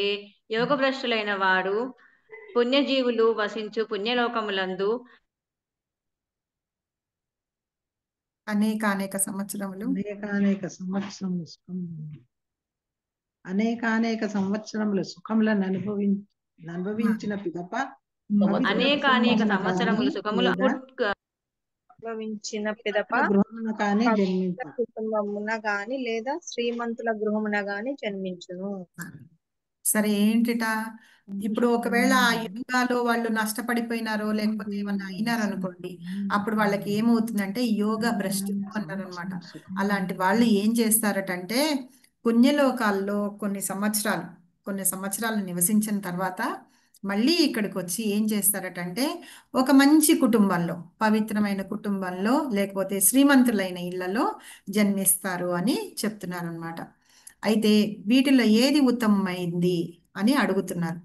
తపస్విభ్యోధికో యోగి జ్ఞానిభ్యోపి మతోధిక కర్మేభ్యాశ్చాధియోగి తస్మాద్యోగి భవార్జున. మన వాళ్ళు చదువుకండి, ఎవరన్నా కొత్త వాళ్ళకి ఛాన్స్ ఇవ్వండి. తపస్విభ్యోధికో యోగి జ్ఞానిభ్యోపి మతోధికః కర్మిభ్యాశ్చాధికో యోగి తస్మద్యోగి భవార్జున. యోగినైన వాడు తపస్వి కనను, జ్ఞాని కన్నను, కామ్యకర్మతుని కన్నను అధికుడైనట్టు వాడు కనుక ఓ అర్జున, అన్ని పరిస్థితులు ఎందును నీవే యోగివి కమ్ము. హరే కృష్ణ. అంటే అన్ని పరిస్థితుల్లోనూ నువ్వే యోగి అవ్వు అని చెప్తున్నారు. ఇలా ఎందుకు చెప్తున్నారు అంటే దీన్ని మనం కొంచెం అర్థం చేసుకుందాం. ఏం చెప్పారు? నేను చెప్తున్నాను కదా, నువ్వు ఏం చేస్తున్నావు? ఆ యోగి అనేది ఏదైతే ఉందో నువ్వు ఇలాగ ఒకవేళ వాళ్ళు ఇదైపోయినారు అనుకోండి, వాళ్ళు ఏం చేస్తారు ఇది అని అంటే అప్పుడు చెప్తున్నమాట. కృష్ణుడు చెప్తున్నాడు అర్జునుడికి, నువ్వు ఒకవేళ అలాగా ఉంచారనుకోండి, ఒకవేళ అలా ఏదైనా సరే మన చేతిలో ఏది లేదు, ఒకవేళ ఆ యోగి అనేవాళ్ళు నష్టభ్రష్టులు అయిపోయినారు అనుకోండి, అప్పుడు వాళ్ళని ఏం చేయాలంటే అనేక సంవత్సరాలు వేరే గ్రహాల మీద వాటి మీద ఉండి సుఖంగా గడిపోయిన తర్వాత వచ్చి వీళ్ళతోటి ఉంటారనమాట. ఎక్కడ వేరే వాళ్ళ సంపన్నులైన ఇళ్లల్లో కానీ వాటిల్లో కానీ ఉంటారనమాట. అప్పుడు ఏం చేస్తారటంటే వాళ్ళు కొంతకాలంగా మళ్ళీ అక్కడ ఉండి వాళ్ళ యోగా అనేది ఏదైతే ఉందో అది ప్రాక్టీస్ చేసుకుంటూ ఎక్కువ కాలం జీవించిన తర్వాత, అంటే మళ్ళీ ఇక్కడ వచ్చి వాళ్ళ యోగం చేసుకొని వాళ్ళు జీవించిన తర్వాత మళ్ళీ వాళ్ళు ఎక్కడి నుంచి వచ్చారో ఆ గ్రహానికి వెళ్ళిపోతారు అని. కొంతమంది ఏంటంటే సుదీర్ఘంగా, అంటే అక్కడ చేసిన తర్వాత మళ్ళీ వేరే లోకాలకు వెళ్ళి మళ్ళీ ఇక్కడికి వస్తారు చూసారా, వాళ్ళు ఏం చేస్తారటంటే ఖచ్చితంగా ఈ జ్ఞానంతో వాళ్ళ ఇంద్రియాలన్నిటిని కంట్రోల్ చేసుకొని చాలా గొప్ప కుటుంబాల్లో పుడతారనమాట. వాళ్ళు ఖచ్చితంగా ఈ ప్రపంచం నుంచి వెళ్ళాలి అని చెప్పేసి వాళ్ళు అక్కడి నుంచి వెళ్ళిపోయి మళ్ళీ పురోగతి సాధించడంలోనే వాళ్ళు ప్రాక్టీస్ చేస్తూ వాళ్ళు మళ్ళీ వాళ్ళ లక్ష్యం ఏదైతే ఉందో దాని దగ్గరికి చేరుతారు అని చెప్తున్నారు. అయితే ఈ మధ్యలో ఇలా చేస్తూ ఏమైనా కల్మషాలు ఏమైనా ఉన్నా కూడా వాటన్నిటికీ వీళ్ళు పూర్ణత్వం పొందడానికి అడ్డంకి కాదు అని చెప్పేసి తర్వాత వాళ్ళు ఏం చేస్తారంటే అత్యున్నతమైన లోకానికి చేరుకుంటారు అని చెప్తున్నారు. కాబట్టి అందరికీ ఏం చెప్తారంటే అందరూ ఎవరైతే గొప్ప వాళ్ళు ఉన్నారో వాళ్ళందరి కూడా అలా గొప్ప గొప్ప యోగిలు అయినారు కాబట్టి నువ్వు కూడా యోగి అవ్వు అని చెప్తున్నారు అనమాట. ఇక్కడ మనం ఇందాక చదువుకున్న శ్లోకంలో భజతే అనింది. భజతే అంటే ఏంటంటే ప్రేమపూర్వకంగా అనమాట. నీ మనస్సును నా యందు నువ్వు లగ్నం చెయ్యి అని చెప్పడమే అనమాట దీనికి ఉదాహరణ. కాబట్టి ఏంటంటే మనము ఎప్పుడైనా సరే ఆ యోగి అనే వాళ్ళు ఎలా ఉంటారు, ఎలా చేస్తారు, కాబట్టి ఆ యోగా అనేది చేస్తే అది నాశనం అవ్వదు అని చెప్పేసి చెప్తున్నారు అనమాట. ఈ విధంగా నువ్వేంటంటే అర్జునుడికి చెప్తున్నాను, నువ్వు వెళ్ళి యోగి అయ్యి తర్వాత నువ్వు మన దీన్ని చెప్పు అని చెప్పేసి, అంటే నువ్వు ప్రాక్టీస్ చేసి యోగి బాబు అని చెప్పి చెప్తున్నారు ఇక్కడ అర్జునుడికి కృష్ణుడు. తర్వాత లాస్ట్ ఇది మనం తెలుసుకుందాము. ఇంకొక 2 స్లైడ్స్ ఉన్నాయి.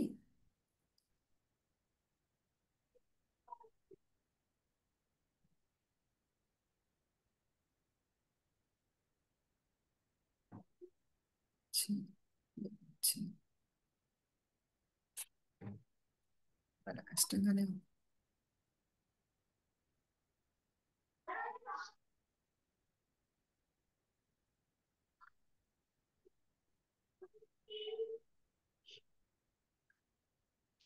తర్వాత ఇక్కడ అన్ని అన్ని కర్మలు ఏమి చేసుకున్నా ఏ యోగం ద్వారా వెళ్ళినా సరే అన్ని ఏంటంటే కర్మయోగం అన్నా జ్ఞాన యోగం అన్నా అష్టాంగ యోగం ఈ అన్నిటి యోగాల కంటే హైయెస్ట్ లో భక్తి యోగం ఉంటుంది కాబట్టి నువ్వు యోగి అయ్యి భక్తి యోగా ద్వారా నన్ను చేరుకోమని చెప్తున్నారు. మిగతా యోగాలన్నిటినీ ఏంటంటే వాళ్ళ గమ్యము భక్తి యోగమే. ఇప్పుడు కర్మయోగం చేయనియండి భక్తి యోగానికి రావాల్సిందే. అంటే ఈ స్టెప్స్ ఎక్కుతారు కదా ఇక్కడి నుంచి కుంటూ వస్తారనమాట వీళ్ళు. అలాగే జ్ఞాన యోగంలో ఉన్న వాళ్ళు ఏంటంటే మళ్ళీ ఇక్కడి నుంచి స్టెప్కి వచ్చి తర్వాత భక్తి యోగానికి వస్తారు. అలాగే అష్టాంగ యోగ చేసినా సరే వాళ్ళు మళ్ళీ ఇక్కడి నుంచి భక్తి యోగానికే వస్తారు. సో వీళ్ళు ఏ యోగంలో చేసిన వాళ్ళు అయినా సరే ఫస్ట్ లాస్ట్కి రావాల్సింది ఇక్కడికి భక్తి యోగానికే రావాలి, భగవంతుడినే చేరాలన్నమాట. కాబట్టి నువ్వు ఏం చేస్తావు, నువ్వు భక్తి యోగాన్నే పాటించు కాబట్టి నువ్వు యోగి అవ్వు, యోగి అయ్యి భక్తి యోగాన్ని పాటించు అని చెప్తారనమాట. ఇక్కడ ఇంకో శ్లోకం చెప్పారు, యోగినామపే సర్వేషాం మద్ఘాతేనాంతరాత్మన శ్రద్ధవాన్ భజతే యో మాం సమే యుక్తా తమో మతః. ఇక్కడ చదువుతారా ఎవరైనా?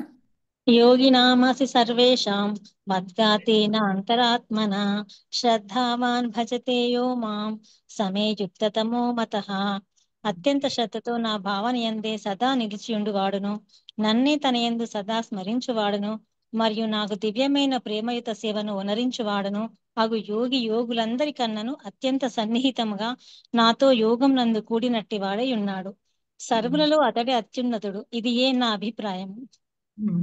ఇక్కడ చెప్తున్నారు చూసారా భజతే అని. అంటే ఆ యోగుల్లో ఎవరైతే గొప్పవాడిగా ఉంటారో వాళ్ళందరూ ఏంటంటే చివరికి నా భక్తియుత ప్రేమ ద్వారానే, నా దివ్యమైన ప్రేమయుత సేవ ద్వారా, అంటే మనం భగవంతునికి సేవ ద్వారా మాత్రమే దగ్గర కాగలము అని ఇక్కడ చెప్తున్నారు అనమాట.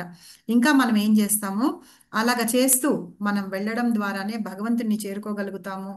ఆయన యొక్క అది అభిప్రాయం, భగవంతుడి యొక్క అభిప్రాయం. కాబట్టి మీరు నాకు చాలా సన్నిహితులుగా అవుతారు అని చెప్పి యోగి అవడమే బెస్ట్ అని ఇక్కడ భజతే అని అంటున్నారు కదా. భజతే అంటే మనం మామూలుగా ఏమనుకుంటాము, భజించడము పూజించడము అనుకుంటాం.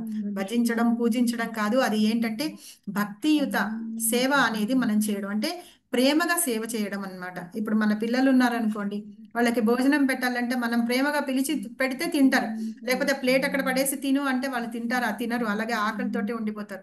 అలాగే మనం ఎవరితోటైనా సరే ప్రేమగా ఉంటూ చేయడమే అన్నమాట. అలాగే భగవంతుడికి చేసే సేవ కూడా మనం ప్రేమయుతంగా మనం చేస్తూ ఉంటే కనుక ఆయన మనకి అత్యంత సన్నిహితుడుగా అయి మనల్ని ఆయన దగ్గరికి తీసుకెళ్తారు అనమాట. అప్పుడు మనం భగవంతునికి ప్రేమ అనేది, భగవంతుని యొక్క ప్రేమ అనేది మనం పొందుతాం అనమాట. ఇదే నా అభిప్రాయం అని చెప్పి ఇక్కడ కృష్ణ చెప్తున్నారు. కాబట్టి ఏంటంటే మనం భగవంతుని ప్రేమ ఎలా పొందుతాము, యోగి ఎలా అవుతాము అనే దానికి ఇక్కడ ఇదే చెప్తున్నాం అనమాట. ప్రేమపూర్వకంగా మనం సేవ చేయడం, అంటే భక్తి చేస్తున్నాము అంటే, భక్తి చేయడం అని అంటే సేవ కూడా చేయాలి. నేను చాంటింగ్ చేశాను సరిపోయిందా అంటే కాదు, తర్వాత ఆఫర్ చేశాను ఆ ప్రసాదం తింటున్నాను అంటే సరిపోయిందా అంటే కాదు. మనం ఏంటంటే ఏది చేసినా సరే భక్తి పూర్వకంగా ప్రేమయుత సేవ అంటారు, భక్తియుత ప్రేమ సేవ అంటారు అనమాట. అలా చేయడంతో మనం భగవంతుడికి చాలా ప్రియమైన వాళ్ళము అవుతాము అని ఇక్కడ ఇందులో చెప్తున్నారు. సో దీంతో ఏంటంటే మనము ఈ చాప్టర్ ఫినిష్ చేసుకున్నాం. కాబట్టి ఏంటంటే అందరము జాగ్రత్తగా భగవంతుని యొక్క భక్తి అనేది ఎలా చేయాలి అని తెలుసుకుందాము. హరే కృష్ణ హరే కృష్ణ కృష్ణ కృష్ణ హరి హరి, హరే రామ రామ రామ హరే హరే. సారీ, ఇవాళ నాకు ప్రాబ్లం అయింది, ఎందుకనో తెలియలేదు నాకు, మీరేం అనుకోవద్దు. కాబట్టి మన శాస్త్రీయ పద్ధతుల్లో, అంటే శాస్త్రాల ఆధారంగా మనము ఎలాగా ఉండాలి, ఎలాగ చెయ్యాలి అనే పద్ధతిని మనకి ఇక్కడ భగవంతుడు స్వయంగా అర్జునుడికి చెప్తూ మనకి తెలియజేస్తున్నారు అనమాట, మీరు ఎట్లా ఉండాలి అని చెప్పి. కాబట్టి రేపటి క్లాస్లో మనము ఇంకొకటి విషయం గురించి చెప్పుకుందాము. దానికి కాస్త చాలా ఇంట్రెస్టింగ్గా ఉంటుంది. భక్తి యోగా స్టార్ట్ అవుతుంది. సో ఆయనని ఎలా భక్తితోటి మనం పూజించాలి, ఎలా చేయాలి అనే విషయాన్ని కూడా నేను రేపు మీకు చెప్తాను. కాబట్టి థ్యాంక్ యూ వెరీ మచ్. ఇవాళ దీనికి మిస్టేక్ ఏదో ప్రాబ్లం అయిందో మరి ఏమైందో మీకు అందరికీ ఇది కలిగినందుకు నేను క్షమించండి. నేనేమైనా తప్పు ఏం కాలేదు. कृपा सिंधु वच पतितानां पावनेभ्यो वैष्णवेभ्यो नमो नमः। अनंत कोटि वैष्णव वंदे की जय, अनंत कोटि आचार्य वंदे की जय, श्रील प्रभुपाद की जय, श्रील गुरुदेव की जय, नीताय गौर सीतानाथ प्रेमानंदे हरि हरि बोल। ప్లీజ్ మీకు ఏమన్నా కంప్యూటర్స్ క్వశ్చన్స్ మేడం డౌట్స్ మన చేతిలో లేదు, ఇవి ఒక్కొక్కసారి అడ్డగిస్తాయి, మనం ఏం చేయలేం దీనికి. మొన్న ఒక రోజు మాతాజీ అడిగారు, మాతాజీ నేను చాంటింగ్ చేస్తున్నాను అయినా సరే నా మనస్సు నిలవట్లేదు అని చెప్పేసి స్వయంగా కృష్ణుడే దానికి ఆన్సర్ చెప్పాడు, చూసారా? అవును ప్రభుజీ, అవునండి. అవునా? ఏం ఆ, చెప్పారు? సాధన చేయమన్నారు. వెళ్ళిపోతుంది మనస్సు, అయినా ఆ, సరే దాన్ని పట్టుకొని లాక్కొచ్చి మళ్ళీ కూర్చోపెట్టి చెయ్యాలన్నమాట. ఆ, అభ్యాసేనతు కౌంతేయ, అభ్యాసం చేస్తూ ఉంటేనే చేయగలం. ఎలా అయితే ఆ పక్షి దృఢ సంకల్పంతో మన లక్ష్యం ఏంటి అని చెప్పి ఉమ్, మనం ఒక పెట్టుకోవాలి, నా లక్ష్యం ఇది అని పెట్టుకొని మనం దాని మీదే అభ్యాసం చేస్తూ ఉంటే మనకి ఫాల్ డౌన్ ఉండదన్నమాట. సో అది మనం చేయాల్సిన పని. ఎలాంటివి వచ్చినా సరే, ఏం వచ్చినా సరే, నేను చాంటింగ్ చెయ్యాలి అంటే చెయ్యాలి అంతే. అవును అవును ఎవరన్నా ఏమన్నా అననియండి, ఎవరన్నా ఏమన్నా చేయనియండి, ఎవరొచ్చి ఎంత డిస్టర్బ్ అన్నా చేయనియండి, కానీ మన లక్ష్యం ఏంటంటే మనం చాంటింగ్ చేయాలి. మళ్ళీ నెక్స్ట్ జన్మ రావద్దు మనకి, మనం భగవంతుని ధామానికి వెళ్ళిపోవాలి, మన లక్ష్యం అదొకటి. అవును మాతాజీ. ఆ లక్ష్యం thank you Mataji, thank you. Hare Krishna. So మీకు థ్యాంక్ ఏమైనా యూ ఇట్లా మాతాజీ. డౌట్స్ ఉంటే, నేను ఆపాను అంటే దీనికి అర్థం ఏంటంటే నేను మీకు ప్రూఫ్ చూపించి నేను అక్కడ ఉన్నది పలానా భగవద్గీతలో నేను చెప్పేది కాదు, కృష్ణుడే చెప్తున్నాడని చెప్పడం అందులో అర్థం అన్నమాట. మీరు నేను పోస్ట్ పోన్ చేశాను కదా అని మీరేం ఫీల్ అవ్వద్దు. Okay, wait and see. మనకి తర్వాత పిక్చర్ ఏముంటుందో అనే అర్థం మనకు తెలుస్తుంది కదా, అలాగా తెలపాలండి. నేను ఆపాను. ఓకే, ఎవరికైనా క్వశ్చన్స్ ఉన్నాయా? హరే కృష్ణ మాతాజీ, థ్యాంక్ యూ, ధన్యవాదాలు. Thank you Prabhuji. హరే కృష్ణ. హరే కృష్ణ మాతాజీ, బాగా చెప్పారు ఎగ్జాంపుల్స్ తో, నాకు అర్థమయ్యేటట్టు. అర్థమైందా మీకు? Okay, very good. మరి ఇవన్నీ పాటించాలి మరి.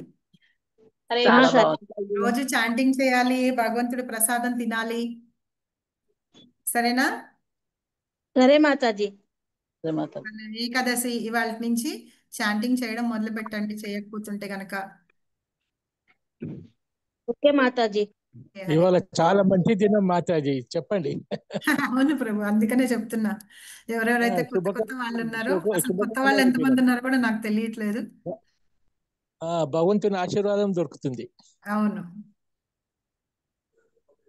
ఇప్పుడు మన ఈ గ్రూప్ లో ఇప్పుడు ఎంతమంది కొత్త వాళ్ళు ఉన్నారు? ఫస్ట్ టైం భగవద్గీత వినటానికి వచ్చిన వాళ్ళు హ్యాండ్స్ రేస్ చేయమని హ్యాండ్ చెప్పండి. రైజ్ చేయండి. సుజాత మాతాజీ క్వశ్చన్ ఏదో ఉన్నట్టుంది. సరే చెప్తాను, ఒక్కసారి అందరూ హ్యాండ్స్ రైజ్ చేయండి. ఎవరెవరు కొత్త వాళ్ళు వచ్చారు?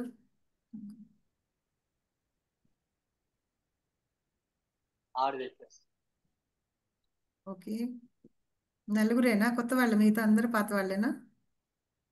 మాతాజీ మ్మ్. మేము కూడా కొత్త ఓకే ఓకే ఓకే మాతాజీ నేను కొత్తగానే. ఓకే. మాతాజీ నేను నేను కూడా కొత్తగానే. కొత్తగానే. మేడం నాకు సంబంధించి సమీక్ష స్లైడ్ షేర్ చేయరా? ఏంటది సిక్స్త్ మాట్లాడు? చాప్టర్ సమీక్ష స్లైడ్. సమీక్షనా? చాప్టర్ ది మొత్తం ఒకసారి పెడతారు కదా మేడం, అదొకసారి. పీపీటీనా? అది పీపీటీ మాకు షేర్ చేయడానికి మాతాజీ, రికార్డింగ్ లో వినడమే, అది మాకు రైట్స్ లేవు అలా ఓకే. చేయడానికి. సో ఓకే, నేను 50 మందిలో ఒక 20 మంది కొత్త వాళ్ళు అనుకోవచ్చా? మాతాజీ లాస్ట్ స్లైడ్ షేర్ చేయరా ఒకసారి? ఏది ల్యాడర్దా? లాడర్ ది తర్వాత యోగినామపి సమీక్ష సర్వేషాం వస్తుంది కదా మాతాజీ, లాస్ట్ కి దాని సమీక్ష. తర్వాత స్లైడ్ ఉందా ఇంకేమన్నా? ఓకే, అదే లాస్ట్ స్లైడా మేడం? అది చేస్తా ఉండండి, చేస్తాను. దాన్ని చూసి మీరు చెప్పండి అదేనా కాదా. ఓకే.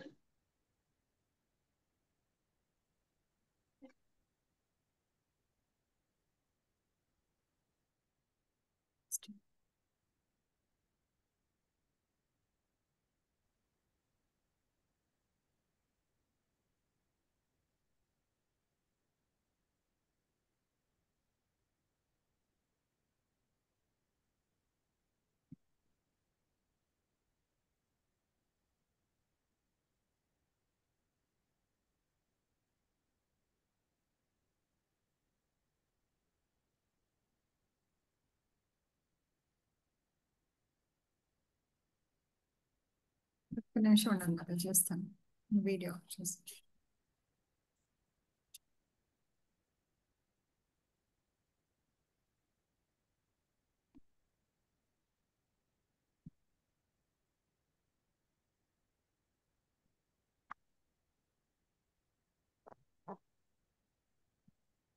ఇప్పుడు ఇందులో ఏదన్నారు మీరు?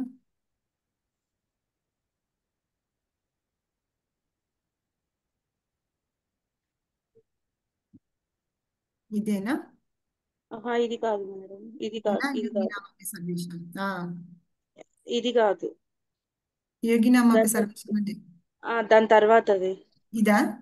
ఇది ఉత్తగా 6th చాప్టర్ సమ్మరీ. దీని తర్వాత మేడం ఇంకేం లేదా? తర్వాత ఏం లేదు ఇంకా ఇంతే. Okay okay madam. తర్వాత హరే కృష్ణ మంత్రం. హరే కృష్ణ మాతాజీ, థ్యాంక్ యూ. సుజాత మాతాజీ మీకు ఏదో డౌట్ అన్నారు, ఏంటి? హరే కృష్ణ, ధన్యవాద్ ప్రణామ్ మాతాజీ. అదే శ్లోకాలు చదువుదామని మాతాజీ. అచ్చా, ఇందాక శ్లోకాలు చదవడానికి మీరు హ్యాండ్ రైజ్ చేశారా? నేను చేశాను. ఇప్పుడు మీకు ఇంకేం డౌట్స్ లేకపోతే మనం క్లోజ్ చేసేద్దామా? హరి బోల్. ఇంకెవరికి డౌట్స్ లేవు కదా? శ్రీనివాస్ శర్మ పేరి చెప్పండి ప్రభు.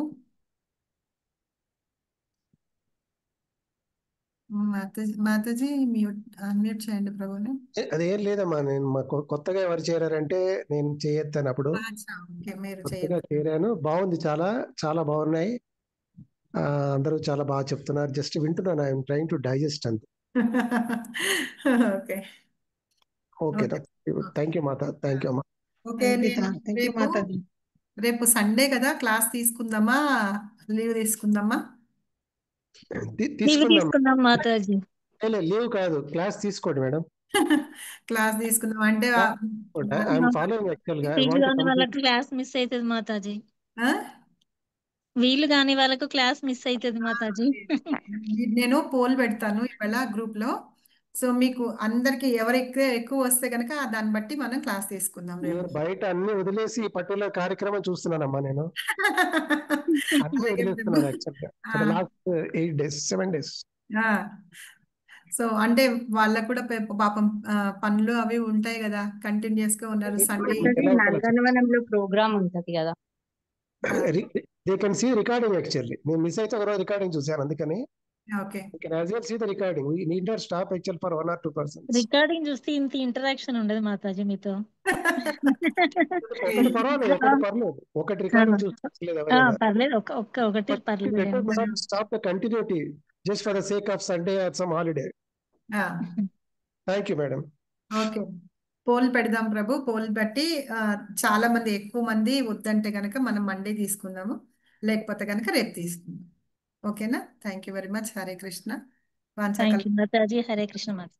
పతితానాం పావనే అనంతకోటి ఆచార్యునికి జై, అనంతకోటి వైష్ణవునికి జై, శ్రీల ప్రభుపాద్ కి జై, శ్రీల గురుదేవ్ నీతాయి గౌర్ సీతానాథ్ ప్రేమానందే హరి హరి బోల్. Thank you very much. Please join again tomorrow.